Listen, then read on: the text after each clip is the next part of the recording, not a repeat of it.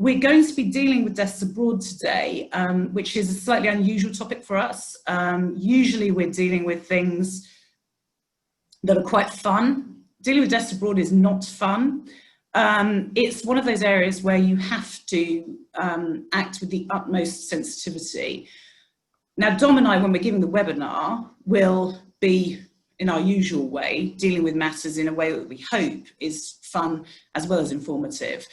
When you're dealing with these cases, though, it's really important that we all bear in mind that you are dealing with human beings. And the first thing that I really wanted to get across today is that whether you're acting for claimants or defendants, at whatever stage in proceedings you may be a holiday company, you may be a cruise company, or something like that.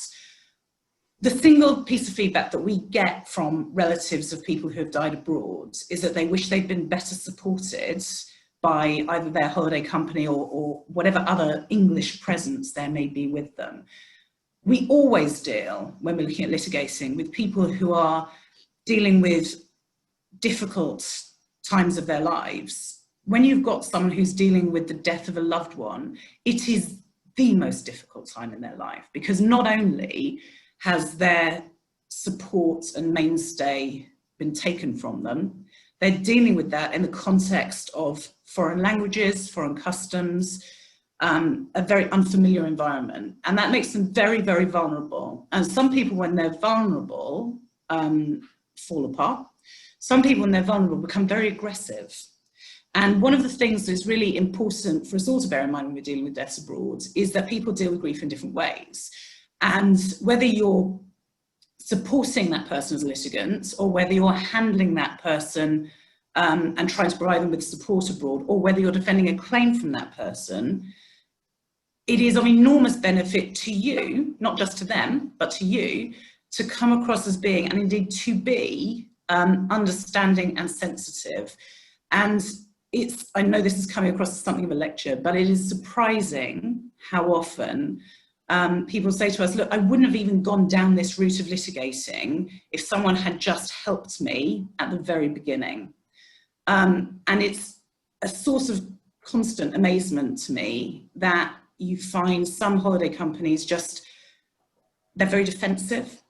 They're not helping the person when they're abroad. So one of the things that we hope that we will get out of the webinar is Dom's going to give us a little bit of assistance with how best to support people who are dealing with deaths abroad. Then we'll move on to a little bit about the law, applicable law and jurisdiction, and then we'll talk a bit, as we have to inevitably, about the Brownlie case, because that is the case that's happening at the moment. It's the major case on dealing with deaths abroad that we've got on jurisdictional matters and applicable law matters and how to plead those cases. As we go through, as I say, if you've got any questions about the practicalities of things, Dom's going to be talking about that first. And then I'll go on to deal with some of the legal questions that will then arise. But feel free to ask us questions as we go through. I mean, I didn't know lots of the practicalities of the things that Dom deals with, because Dom deals with a lot more inquests than I do, in a lot of different situations, whereas I deal then with the litigation afterwards. So that's how we're going to frame it today. Having said all of that about the sensitivity that's necessary, we do have to talk in practical terms now.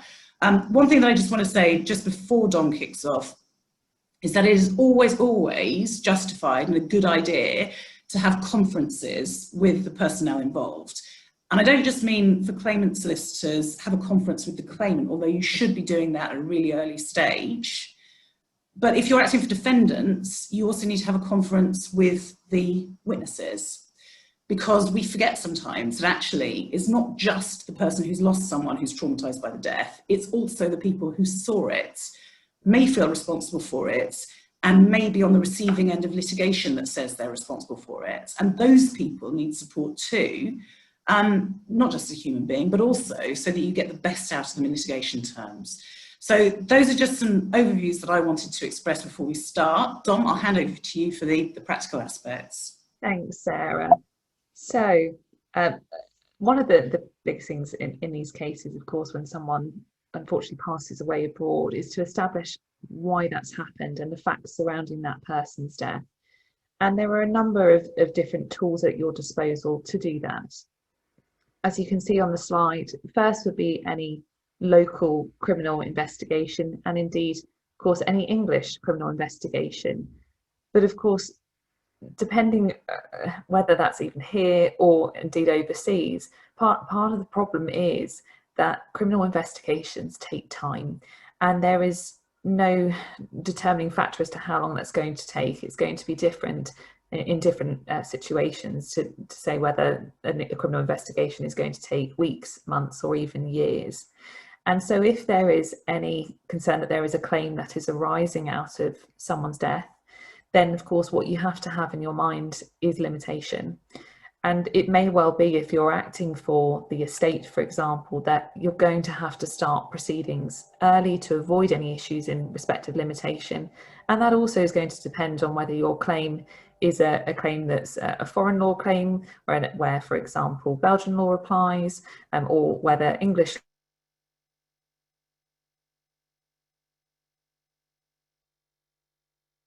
you end up issuing proceedings when you don't really have that much information at your disposal. There are other sorts of international investigations and local investigations that can also assist with trying to determine how someone's died. And as you can see on the slide, for example, FIS may be able to provide some assistance if there's been a fatal skiing accident, for example. Paddy, if there's a diving claim. And I think Sarah has something to add in respect of the diving claim from what she's learned in her on her travels to Greece. Yeah, no, I just wanted to, because I've actually had a number of diving, I think I've got 3 on at the moment, deaths in diving. And I think the reason for that is probably because I dive, actually. So it's quite useful to have some kind of background to that. But nobody should ever die whilst recreational diving. That should be impossible. From my experience, it doesn't seem to be impossible from my professional experience. And so Paddy of the Professional Diving Association, and after every death during diving, which is done through one of their diving schools, they will conduct an investigation. So there will be not just an investigation from, let's say, the Greek Coast Guards, and then the English might also open a criminal investigation. There will also be a Paddy investigation where they have investigated how the death came about.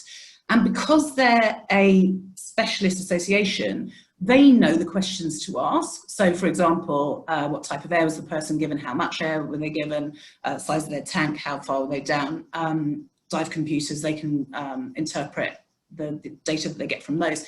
And that investigation is going to be really important in telling us how the death came about, which is something that the person's relatives will always want to know in any event, but also tells us what negligence there will have been from the diving school, because there is bound to have been some negligence, because, as I say, nobody should ever die when they're diving recreationally.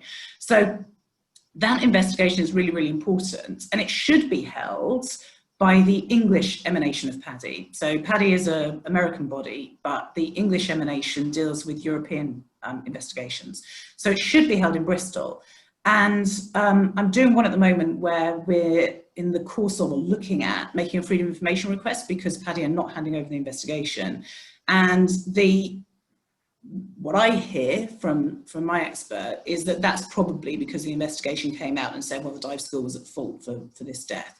So there are ways of getting hold of these investigations. The FIS, the International Federation of Skiing, also do investigations into deaths which occur during the course of one of their ski schools, for example. And they should be pressed as well to provide those investigations. It's noteworthy, and I just wanted to flag up that you can't make an application for pre-action disclosure against a non-party. So pre-action, you can't get hold of the results of those investigations. You have to wait until after you've issued proceedings, which is a problem. But there will be other professional supporting bodies as well. But it's just one of those things that's just worth looking at, bearing in mind, if you've got a death that takes place in the course of some kind of instruction, it may well be that there's a professional body that governs that instruction, and that body will have conducted its own investigation, and they will have the best evidence. They will have the witnesses, they will have the technical information that's required. So I just wanted to flag that up at this stage. Thanks, Sarah. So the other tools that you'll have at your disposal are either the local inquest, or indeed the equivalent to the inquest in that country, or indeed the English inquest, which I'm going to talk about both of those in a bit more detail. So if of course it can't be determined that someone has died as a result of natural causes, if the death is suspicious, for example, or it's unexplained, it's likely that there are going to need to be a number of local investigations or processes in the country of their death that need to be completed before repatriation can be considered. You may find that a post-mortem is carried out abroad, and it's important to note here that some countries have post-mortem procedures and laws in place that allow them to retain some of the tissues or some of the organs for a period of time, and they can do so without consent. And of course, the possibility that arises from that is that when someone is returned to the UK, so their body is repatriated, that tests on their organs or their tissues may not have been completed at the time that happens. And there's, of course, no guarantee that those local investigations or processes are going to happen in a short period of time, such that the body could be repatriated with some urgency. Now, if, of course, you're bringing a claim, we think there's a claim in respect of a death abroad, it's important to bear that in mind, as I said previously, in terms of limitation. But of course, making families aware, if you are acting for a family who are bereaved, making sure that they are aware that, for example, a person could be repatriated and not have missing organs. There's always that possibility, depending, of course, on the country of their death. Now, if the family were to repatriate the body, there are a number of key points that you have to bear in mind. Of course, the death of the deceased is going to have to be registered in accordance with the local laws or regulations of the country where they passed away. If they're on a cruise ship, I believe that it's the port country which accepts the deceased body, who can provide a death certificate. And of course, anyone would need a death certificate from the country of death prior to repatriation. If it isn't translated in English, or there isn't an English certified copy, then that will have to be translated, and there may be a cost to that to get that sorted, so that repatriation can occur. And of course, often there may be that the person has to be identified, or indeed there will need to be some documentation provided to confirm who they are, their details and their next of kin. It's not necessary or mandatory to inform the British consulate that a death has occurred abroad of a UK citizen, but of course it's beneficial that they're aware of it, and it's also particularly beneficial that an international funeral director is told when someone has died abroad, because they are very helpful at organising the repatriation procedures and giving the advice as to what needs to happen and when. Again, you don't need to necessarily inform or register the death with UK authorities, because the local death certificate is often enough to be used in the UK for most purposes, such as probate. But one thing to bear in mind is, it may sound a bit silly, but you can't, of course, move the body without proper authorisation to do so. So again, prior to any repatriation, that authorisation is going to have to be obtained. And if, for example, the deceased is transported back on a flight, you will likely find that the passport of the deceased is required to make that happen. So what you don't want to do is, of course, cancel that person's passport upon learning of their death, if the goal is to, of course, have them repatriated to the UK. Some countries require that the body is essentially embalmed, and a certificate of embalming is produced prior to repatriation, so that repatriation can occur. Others don't require the body to be embalmed. It's worth bearing in mind that if a body is embalmed, it could potentially have an impact on a post-mortem in this country, and of course there may be a further post-mortem in this country if one hasn't taken place, or indeed if one has. And it's simply because it can affect matters such as toxicology results and the like. So that's something that, again, is a factor when considering whether it's appropriate to refer this death to the coroner, if the family wishes to do that. Yeah, sorry to butt in here, Dom, but I'm thinking about my diving. My thoughts have turned to diving quite a lot lately, because I'm doing quite a bit of it. And just thinking about diving, you may want to get samples of tissue and so on for toxicology results, because you need to know how much CO2, for example, is in the muscles. And I can see that embalming the body could produce problems with that. So if you think you might need toxicology, I guess the thing to do is not to embalm. It's difficult. Some countries will insist upon you embalming before you repatriate, so it's quite a tricky situation. I think the best you could do is insist for a post-mortem abroad. It may well be that it's not mandatory to have a post-mortem abroad. Some countries will do it because it's simply required after the death. But I think if you've got a case like a diving case like you've mentioned, then the best thing to do would be to have that post-mortem done abroad before the body is returned. And as I said, it doesn't stop a post-mortem happening in this country, but it then gets around, if the body has to be embalmed, it gets around those toxicology issues that you might have if the embalming process affects that. You also see I put on the slide cremation, and essentially a family has several options when someone passes away abroad.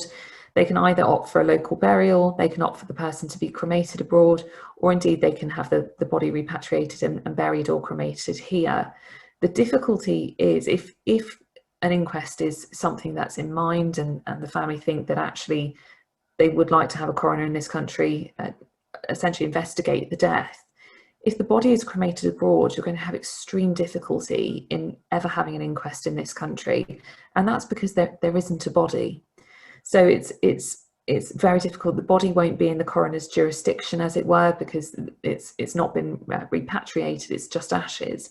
So ideally, if anyone is going to, if an inquest is in the back of their mind, they want to pursue that option in the UK. If the death is suspicious, for example, then the body realistically needs to be repatriated as a whole rather than being cremated in advance. So turning to the English inquest, when can you actually get an inquest in this country following a death abroad? Well, as you'll see from the slide, a coroner usually only becomes involved if, as I mentioned earlier, the deceased body is repatriated to England and Wales, and if the circumstances of the death would have led to the coroner to investigate it as they would have done here. And the reason that coroners can deal with deaths abroad really arises from a case of Crown and West Yorkshire Coroner ex parte Smith No. 1. It's the case on the slide, and that discusses the jurisdiction that a coroner has abroad, following a death abroad. And it was a Court of Appeal case where a British subject died in suspicious circumstances in Saudi Arabia, but her body was repatriated here, and the coroner had refused to proceed with an inquest simply on the basis that the death was outside of England and Wales. And the Court of Appeal found that essentially the coroner does have and a coroner has jurisdiction to hold an inquest on a body lying within his jurisdiction, even where the death and the cause of death occurred outside of England and Wales. But it's worth pointing out here that if you have a situation where someone's died abroad and they die in circumstances that wouldn't usually trigger an inquest in this country, then it's not going to trigger an inquest in this country in any event. And so, I hope I can change the slide, there we go. So there are a number of difficulties, of course, that not only families can face, but practitioners and coroners can face when dealing with a death abroad. And it's because ultimately they're investigating a death and trying to deal with it outside of their usual jurisdiction. And in the case of Shafi, which is a case that I popped on the slide for you, it's a case where a British national died in police custody in Dubai. And the matter was referred to the coroner in the UK following the body, of course, being repatriated because the cause of death was unknown. Now, the coroner in that case unusually didn't call any witnesses from Dubai to give live evidence, and instead admitted it pursuant to Rule 23 of the Coroner's Inquest Rules 2013. So for those of you that don't deal with inquests that much, it simply means that the evidence is read in, so the coroner will read that evidence into the record of the inquest. And the family challenged that, and essentially the High Court said when looking at this that a witness, of course, can attend an inquest by a video link, and the coroner didn't take the steps that they should have done. So first, the coroner should have established, really, was there any way that the witnesses could have given evidence in this country? If not, could they have given evidence by means of video link? And of course, if both of those situations were not possible, there may well be a situation where, of course, the evidence needed to be read. But of course, because the steps taken there were inadequate, essentially, the inquest was quashed. But it's quite an interesting case to look at when looking at what's expected of coroners who are dealing with a death abroad, because it talks about the fact that coroners, of course, have to make all reasonable efforts to obtain that evidence. And the coroner wasn't criticised for having difficulties in respect of obtaining information, because the court said that, of course, a coroner can only do so much to obtain evidence from a foreign state. And they don't have, as you can see on the slide, the court said they don't have the powers to investigate overseas or send investigators or require police to investigate overseas. And they can't compel the disclosure of documentation from that country. But of course, what may happen is that the coroner could reach a stage where there's simply no useful purpose in delaying the inquest any further if that information from abroad isn't forthcoming. So the obligation to investigate, those of you know that deal with inquests, is under section 1 subsection 2 of the Coroners and Justice Act 2009, and that obligation of the coroner to investigate a death is when the coroner has a reason to suspect that the deceased died a violent or unnatural death, that the cause of death is unknown, or the deceased died while in custody or otherwise in state detention. And as we know, Article 2 is quite a live issue in inquests at the moment. It has been for some time, and sometimes families will say that that Article 2 is indeed triggered, and therefore the scope of the inquest should be widened. There is a case to bear in mind when you're looking at this, and that's the Al-Sqaini and Secretary of State for Defence case that's mentioned on the slide, because the procedural obligation under Article 2 can be triggered in respect of a death outside the geographical area of the signatory state. But of course, what the House of Lords found in that case is that by a majority, that the acts of UK public authorities abroad may fall within the ambit of the Human Rights Act. And so whether Article 2 is engaged depends upon whether the deceased could be considered within the UK's jurisdiction for the convention purposes. So it's just worth bearing in mind that the scope of the inquest may be affected by the death abroad. Of course, if you're dealing with a forces death, a military death, it may not be affected, but it's worth bearing in mind. Coming then to bereavement awards, if you pass through all these procedures and you think a claim should be made and you're considering bereavement awards, then there's of course a question as to what damages in respect of the bereavement an estate would be entitled to claim.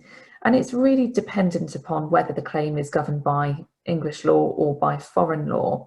And you'll see that I've mentioned a case of Cox on the slide. It's a UK Supreme Court decision. And that was a case in which the claimant had sought damages under the Fatal Accidents Act because they were essentially far more generous than the awards that could be, than the equivalent award under German law. And the court determined that the damages under German law were appropriate, and German law, of course, applied to the claim. So if you have a claim where it's very obviously a claim governed by English law, for example, a package travel case, where therefore it's truly a claim to which English law applies, then the Fatal Accidents Act is going to come into play. If that isn't the case, you're looking at Rome 2. Realistically, it's the foreign law equivalent, which is often not as generous. And I think this is a point also that Brownlie touched upon, which Sarah's going to come on to in due course. So at that point, I think it's best to hand over to Sarah about making a claim. Yeah, first of all, any questions on the quite fascinating, I find actually, practical matters which arise?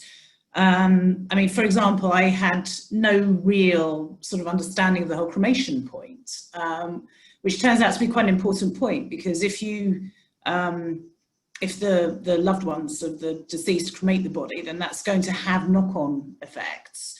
And of course, all of this, we're giving advice in terms of those people who are advising and supporting the relatives, but actually this is all information which can be provided, for example, by cruise companies or holiday companies, package holiday companies, in their capacity as supporting the relatives of the deceased. So, for example, if you've got somebody who goes away on a package holiday to Spain and dies during the course of that, there is a duty under Regulation 15, of course, under the package holiday regulations, to provide support and assistance to that person's relatives while if they're part of the package.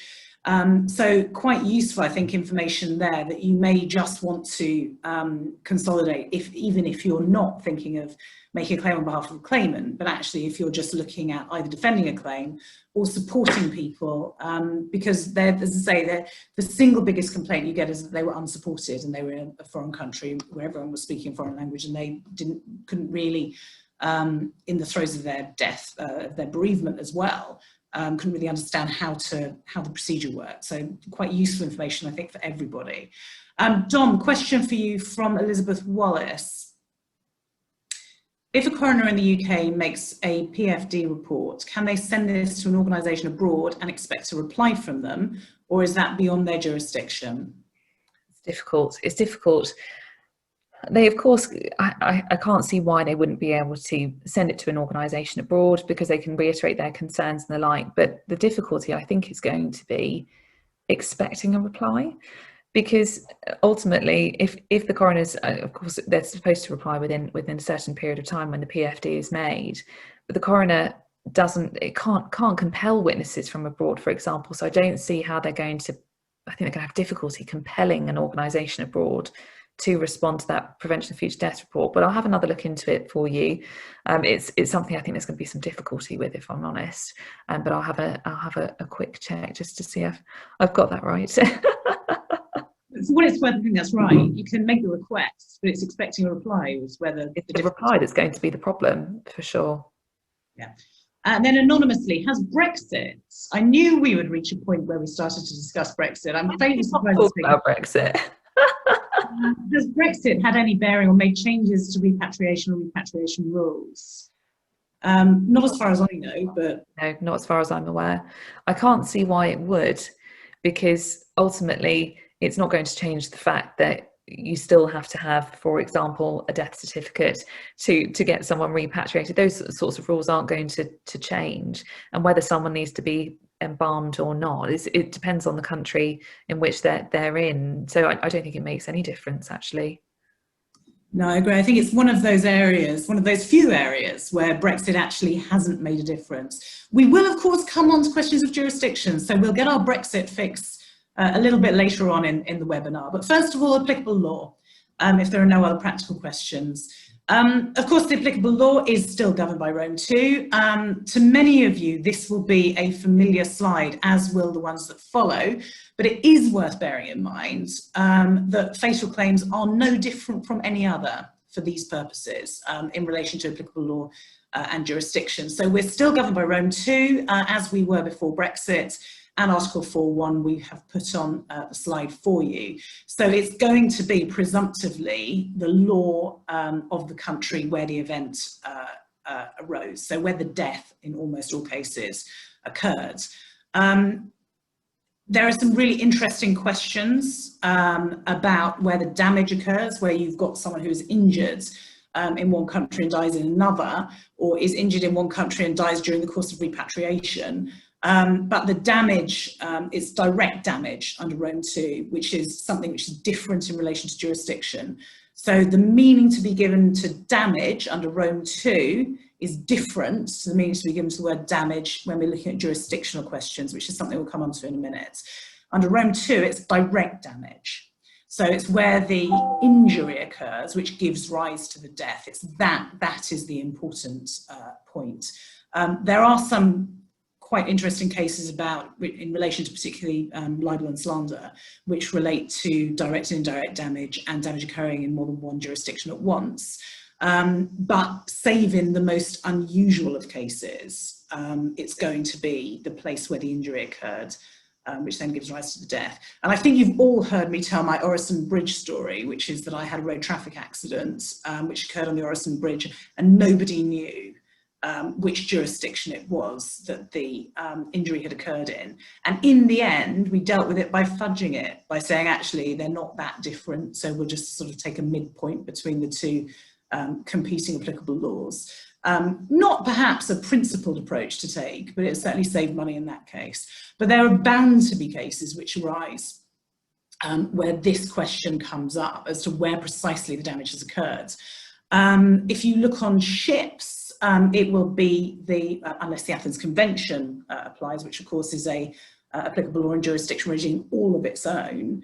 Unless you're looking at the Athens Convention, you're looking at the flag of the ship as to where the damage occurs, almost always, although there are some exceptions to that. But that's where, and as I always say, anything involving things that float or things that fly give rise to their own particular difficulties. But in almost all cases that we're going to be dealing with, it's going to be where the injury occurs, which gives rise to the death.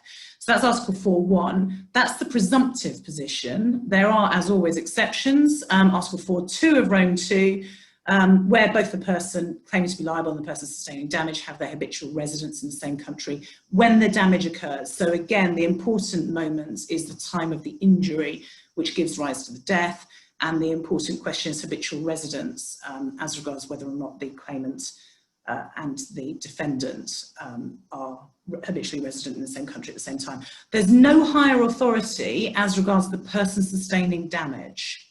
So is that the deceased, or is it the relative of the deceased who sustains the dependency? It seems to me that it's the person sustaining damage where you are looking at a dependency claim is the person who has the dependency claim.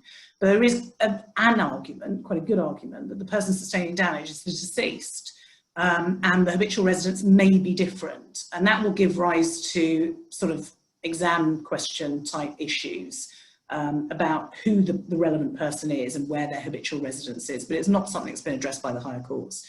And no doubt at some point it will be, as all these things do tend to come around, but not yet. Article 4.2 itself is subject to Article 4.3 of Rome 2, which is the manifestly close connection test.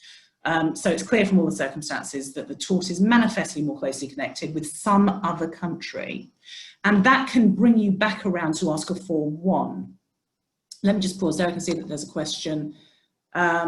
English driver, George Natsinas. George will always have a difficult question, rather like Darius. English driver, English passenger ride a rented Greek bike, and let's say they have an argument in Greece.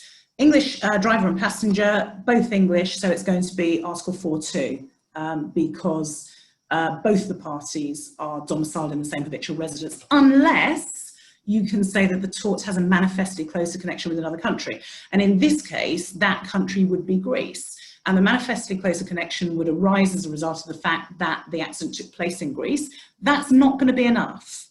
It's not going to be enough because that would mean that Article 4.2 never came into play, because it would only ever be Article 4.1 that was looked at, because if the mere fact that the tort takes place in another country gave a manifestly closer connection, that would take you back to Article 4.1 in every case. So there would need to be more. Now in George's example, you have got an accident that takes place in Greece, the insurer will be Greek, and the bike is based in Greece. Will that be enough to get the claim within Article 4.3 as having a manifestly closer connection with Greece? The answer to that is that it may be. So the manifestly closer connection is supposed to be wholly exceptional, and there have only been, to my knowledge, 3 cases where, since Rome 2 came into force, that Article 4.3 came into play. Marshall and Pickford and the MIB, which are very similar cases to the one that George has asked about, and where the MIB was being sued. But those are particular circumstances involving the MIB, which is a particular type of issue. The only other one is a very recent one called Owen and Galgi, which is a case where an English person owned a villa in France, I think. They were doing renovations to the villa. They got another English person to go down to the villa and undertake these building works. He fell into an empty swimming pool and brought a claim against the English owners of the villa. He also claimed against the French builders who were insured in France, and indeed the owners of the villa were insured in respect of occupier's liability in France. So he brought a claim against 3 defendants, one of which was French, and they were insured in France. And it was held by the court that, notwithstanding the fact that Article 4.2 was engaged, because both claimant and first defendant, and I think second defendant, were English, so Article 4.2 was engaged, so that disapplied French law. Article 4.3 was also engaged, which brought it back to French law. And in Owen and Galgi, there's actually quite a useful passage which gives you an analysis of how Articles 4.1 to 4.3 work. and why it may be that Article 4.3 brings you back to Article 4.1. And in that case, the important deciding factor seems to have been that there were other defendants who were being sued in French law. So the other claims, 2 out of 3, I think, of the claims were being heard in French law. So the other one was also heard in French law. So the applicable law was French to those. For what it's worth, I think Onangagi is slightly surprising as a decision. I don't particularly myself see why it was made out in that case, because I don't think it is wholly exceptional. But this is this going to herald more cases falling within Article 4.3? Quite possibly. I think as parties seek to rely on that case. George is asking, law of the insurance or English law? The answer to that is Onangagi seems to suggest it's going to be the law of the insurance that counts there. But everything is taken into account. All connecting factors are taken into account when you look at Article 4 in establishing a manifestly closer connection. It's difficult, but it's not as difficult as we thought it was before that case was heard. It's a High Court case, so it is binding. So that's the quick canter through the provisions on applicable law. What does applicable law relate to, though? Well, it governs the substance, but not the procedure. And I make no apology for repeating this again.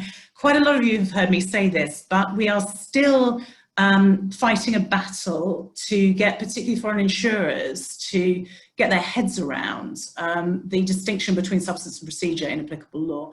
So the applicable law is going to govern questions of liability, contributory negligence, quantum, including indemnity limits and caps. So some foreign insurers only insure up to a very low indemnity limit that we wouldn't allow in England, but that's perfectly okay under their applicable law. So those indemnity limits are going to be imposed. You particularly find some of the African nations have very low indemnity limits, and that's absolutely fine by their applicable law, and those indemnity limits will kick in. And it's really important when you're thinking of bringing a fatal claim that you look at the indemnity limit of the insurer, because some of them include costs, and that will be imposed because that is a matter of substance. It's really important to bear in mind that matters of substance include limitation. So where the applicable law is that of the Dominican Republic, you might have a limitation period of 6 months. And it's really, really important to bear that in mind. There's a case called Maran and Begum, which is going through the Court of Appeal, I think, at the moment, or Supreme Court possibly. This is a case about shipbreaking, and the important thing for our purposes is that it's being alleged in that case that the Bangladeshi limitation period, which is 1 year, is contrary to public policy, so should not be imposed. For what it's worth, I think that's quite an ambitious submission. I think it's ambitious partly because we have 1 year limitation periods within this jurisdiction. We have very short limitation periods in respect of some matters. For example, employment, we have very short limitation periods. So we can't really say, well, it's against public policy for the Bangladeshis to do it, but we can do it in other areas. And secondly, in that case, the claimant solicitors actually were aware of the claim prior to the Bangladeshi limitation period expiring. So it's quite a tricky one to argue, I think, for the claimant solicitors in that case. But nevertheless, it is something to keep an eye on, because it is possible to disapply the foreign limitation period if you can show it's contrary to public policy. Very, very difficult indeed. It's also worth bearing in mind, and this more for Darius's benefit than anyone else's, although of course he knows, that the Athens limitation period is 2 years. So if it flies or floats, it's 2 years. So bear in mind that limitation period. As I say, some foreign applicable laws have very short limitation periods, and you don't want to get caught out with those. What does the applicable law not apply to? Well, matters of procedure. So evidence, and of course you're all familiar with the Wall case. It's been giving rise to some difficulties, Wall and Mutual, partly, and particularly I think in fatal cases, it's particularly acute, that you will get your foreign lawyer who says, well, I can tell you about the foreign law, but I need a report, a desktop report from somebody else to tell me about the medico-legal stuff. So for example, you might get, let's say in a personal injury case, you might get a, I don't know, someone who says, well, I can tell you what the Bereavement tables say about partial and complete disability in relation to so many euros a day for so many days. What I can't tell you from your English medical report is how many days this person was disabled for.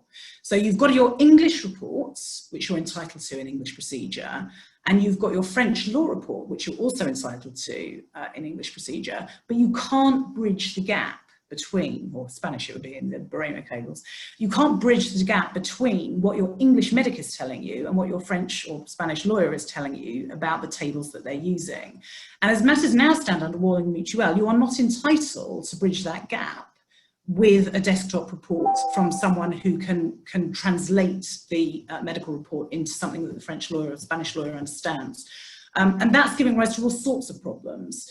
That is the law as it now stands in Walling Mutual. But as a matter of practicality, I think you find that judges are prepared to give you a desktop report that does bridge the gap, but only where you've got some information or evidence from your French or Spanish or Greek lawyer that says to you, well, I need this or I can't do my reports. If you don't have that, you're not going to get a desktop report that bridges the gap. I was just going to cut in there, Sarah, and say that the problem I've had with the Wall situation recently is that even where we've had evidence to say from the expert, look, I can't deal with this, we really need a medico-legal expert, the court have still said no. And I think that's part of the problem, isn't it, with Wall, is that you're left in this unhappy situation that you can't, that even if your expert's saying, I need something to bridge the gap, you're still not guaranteed to even get that report. Yeah, and it is a major problem. I can see why Walling Mutual is right in law, but it's giving rise to practical problems. I'm not quite sure what the answer is. I think the answer is, if you're a claimant, get all those reports before you issue and serve them with a particular claim. You'll get permission because you've done it already. Don't wait to get permission from the court to do it, because if you present the court with a fait accompli, the court's much more likely to rubber stamp the fait accompli than it is to allow you to do something prospectively. That slightly feels like an abuse, but it is probably the best advice that can be given in dealing with what is quite an intractable problem.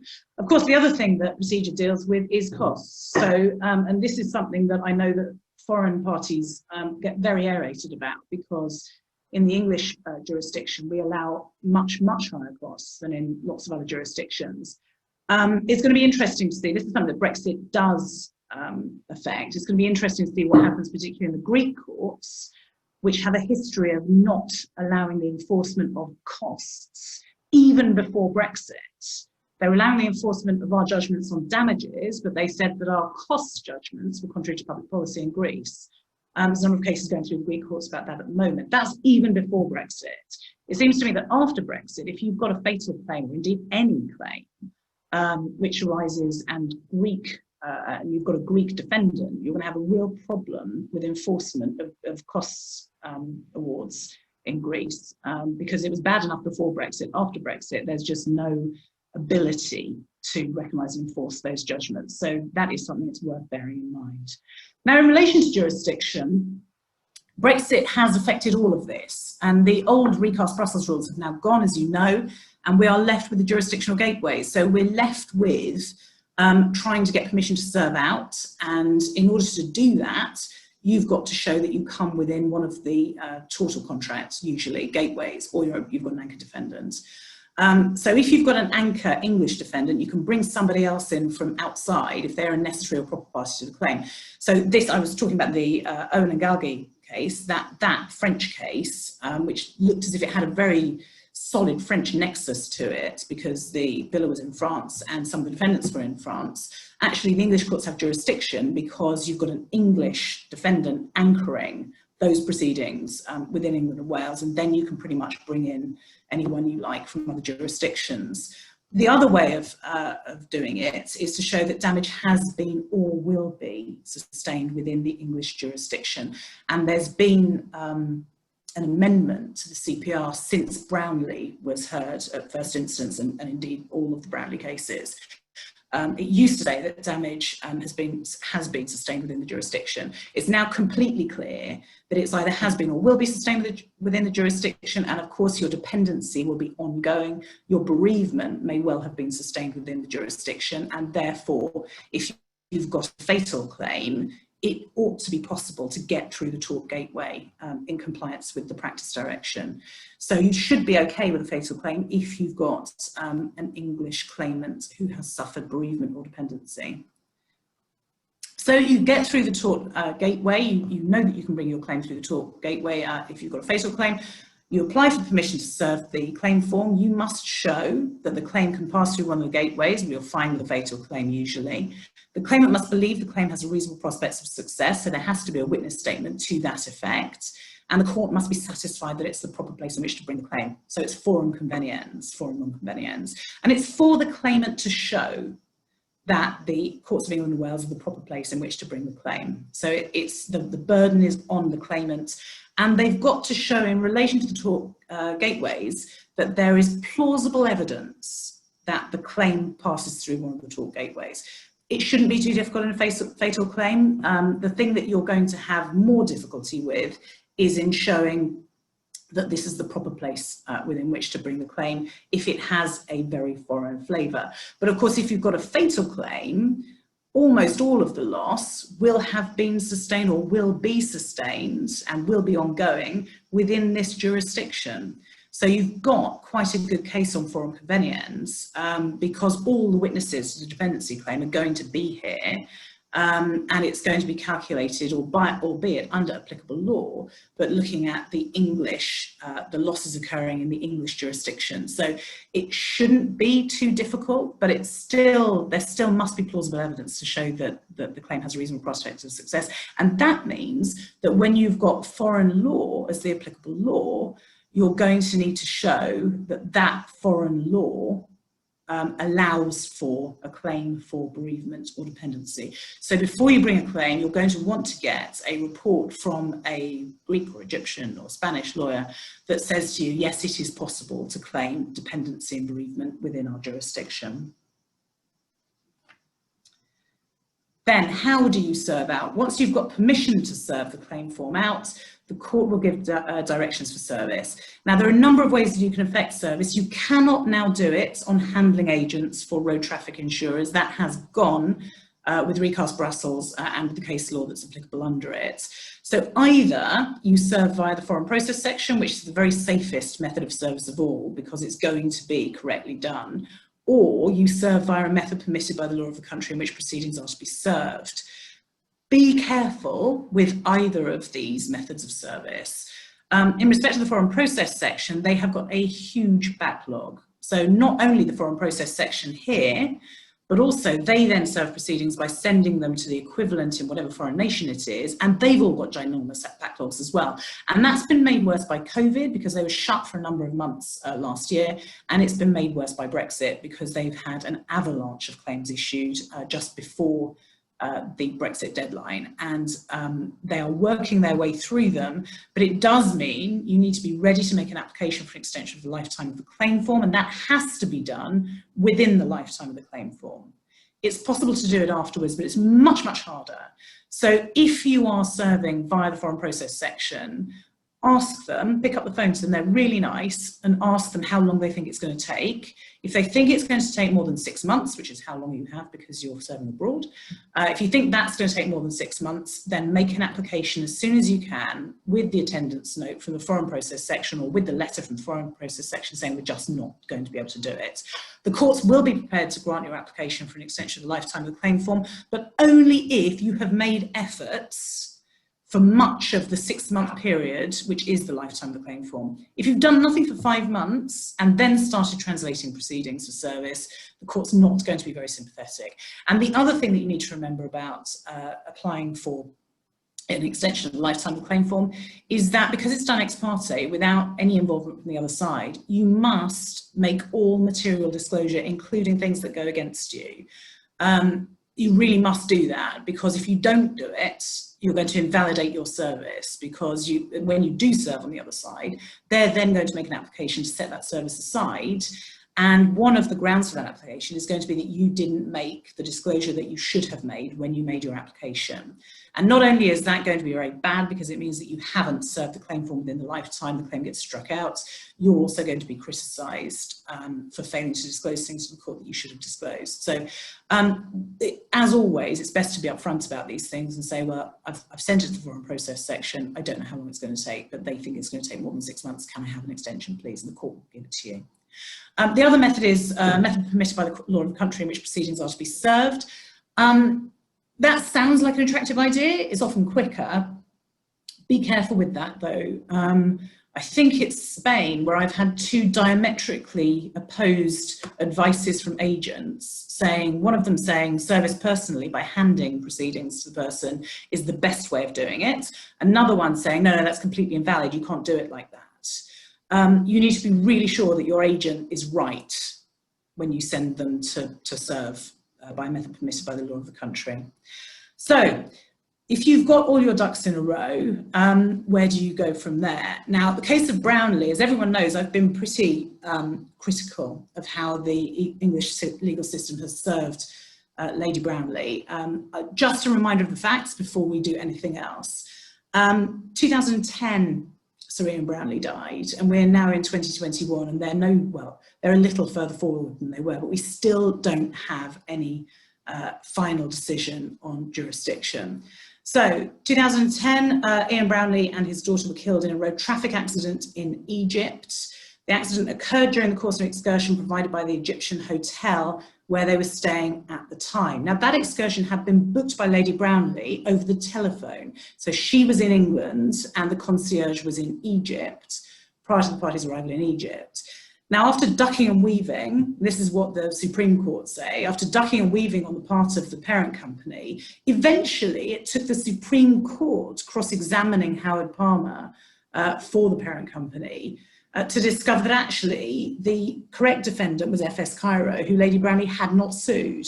So all of the proceedings in Brownlie 1 up until the Supreme Court were wasted because Four Seasons Holdings, Four Seasons Holdings had ducked and weaved and not said who the correct defendant was. And it turned out to be FS Cairo. So she had to start again.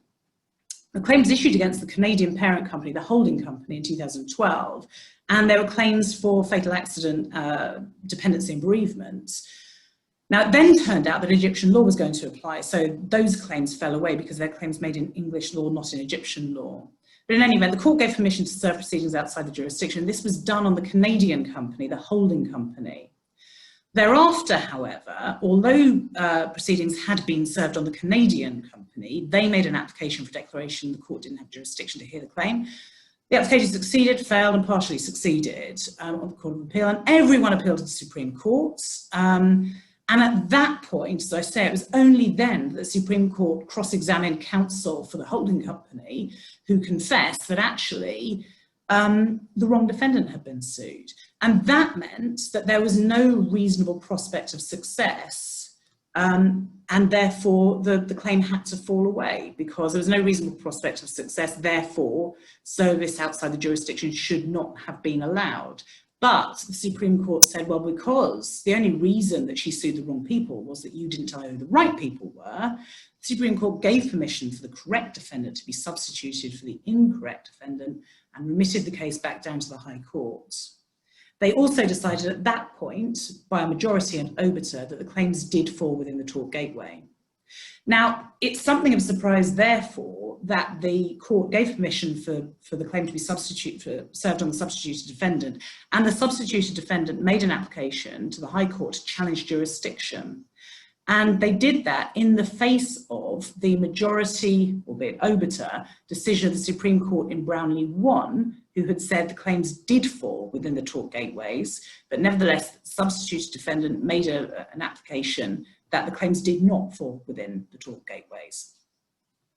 At this point, it was 2018, and the litigation had been going for 6 years, and we're back in the High Court challenging jurisdiction again.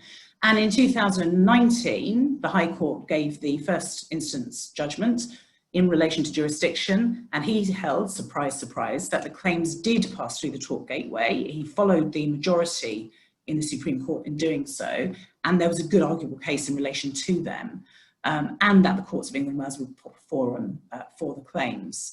Defendant appealed to the Court of Appeal, and the matter came before the Court of Appeal, and then went up to the Supreme Court, and we are waiting for the judgment from the Supreme Court. So the latest on Brownlie is the Court of Appeal judgment in Brownlie, which is under appeal. So if you're looking at cases now, coming to court now, the binding judgment is the judgment of the Court of Appeal in Brownlie 2.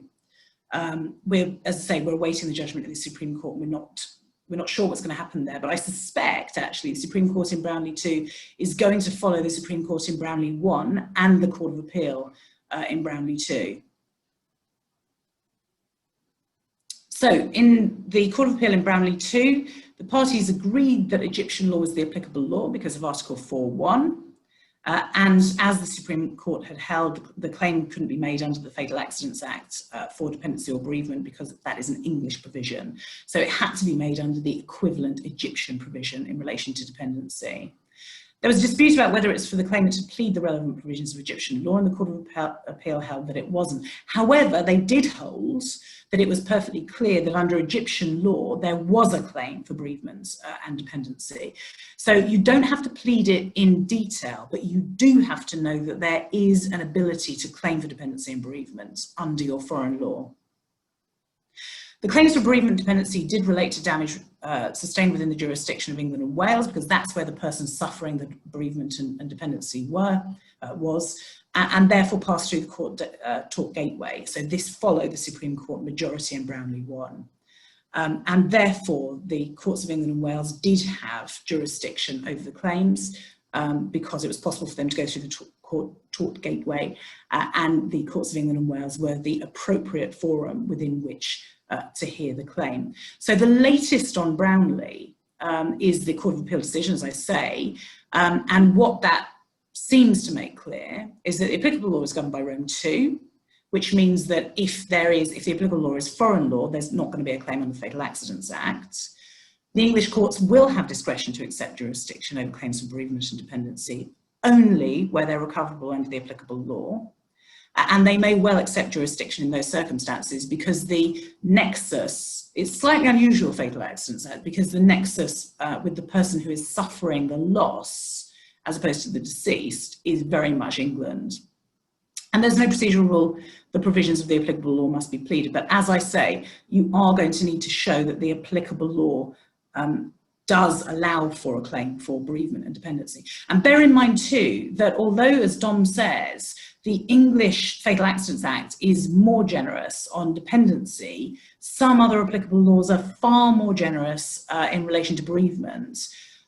For example, and I've recently had a case involving Greek law, where the damages for bereavement are very flexible indeed, but much higher than ours. I mean, our damages for bereavement are only £15,000, bear in mind. Greek damages for bereavement can be much, much higher and also apply to a much wider group of people. So where you have a Greek case, you don't just bring a claim on behalf of the widow or the parent. You can bring a claim for a much wider group of people. And you need to be aware of that. And it goes without saying, every foreign law will be different. So the first thing you need to do when you're looking at a case of that nature is to get your foreign lawyer to tell you how the bereavement and dependency works in the applicable law, which is applicable to your case. Now, I know I've run over, so apologies for that. I did say I wouldn't. We were 4 minutes over, I think. We've got a question. Spain is similar to Greece. Thank you. That's really helpful, Nick. Yeah, so Spain's similar to Greece. So you need, if you've got either a Spanish or a Greek case, if you're acting for claimants, you just need to be aware that there's a very wide range of people that you can bring claims for. And if you don't bring claims for the sister, for example, you only bring a claim on the part of the parent, which would be correct under English law, you're going to be, well, you're going to be wrong in your case because it's not English law that applies. So just bear that in mind. It's quite an important point, as important as the limitation point. I don't think we've got any other questions, unless anyone has a burning question they want to ask now. I think everyone's stunned into submission by the Brownlie. Maybe also this has been a slightly morbid topic, I guess. Slightly morbid topic, but you know, it's one that we have to wrangle with, and it's one that raises quite a lot of difficult issues of applicable law and jurisdiction as well. And it's also one where the approach of the foreign law can be really, really different to ours. And we're actually quite mean in terms of bereavement, although quite generous in terms of dependency. So depending on your bereavement and dependency in a particular case, you may find that actually you want foreign law to apply, or you don't want foreign law to apply. So for example, where you've got no dependency but you do have a bereavement, you're going to want Greek law to apply because the damages on bereavement are much more generous. Or where you've got lots of different relatives, where you've got brothers and sisters and things, you want Greek law to apply to those. Which actually makes me think maybe there's a conflict between the person who suffers the dependency loss and the people who suffer the bereavement loss. Because the person who suffers the dependency loss would want English law to apply, but the people who suffer the bereavement loss would want Greek law to apply. Interesting. I've never used that in practice. Yeah, super interesting. Well, I can say, Sarah, considering I don't think we've got any questions arising from all of this, but what I've done is put one of your other holiday snaps on the slide just to brighten the mood with our email addresses. So if anyone has any questions, then of course you can always drop us an email and we can answer them. But thank you all so much for attending. It's been a pleasure as always. Yes, I'm sorry I overran. Oh, we must mention next week. I know we had a slide about it. Yes. But not next week, week after next. Vicarious liability. Yep, and Ed Folks is making an appearance. Well, he's Mr. Vicarious Liability, you see, that's why. He is. And that is another difficult subject, which is evolving all the time. It is. But there'll be, so him, Jack Harding, Salim and Susanna will obviously fill everyone with all of their knowledge on those sorts of cases. We're leaving everyone for a little week, aren't we? Yeah, I think everyone can digest the fatal accidents issues for a couple of and inquests and things. And then back with vicarious liability, and then the week after that, I think there's, I can't remember, might be capacity. I think so. Perfect. All right. Well, I will stop screen sharing and shut this down. But thanks everyone so much for joining us. Yes, thank you for your patience, everyone.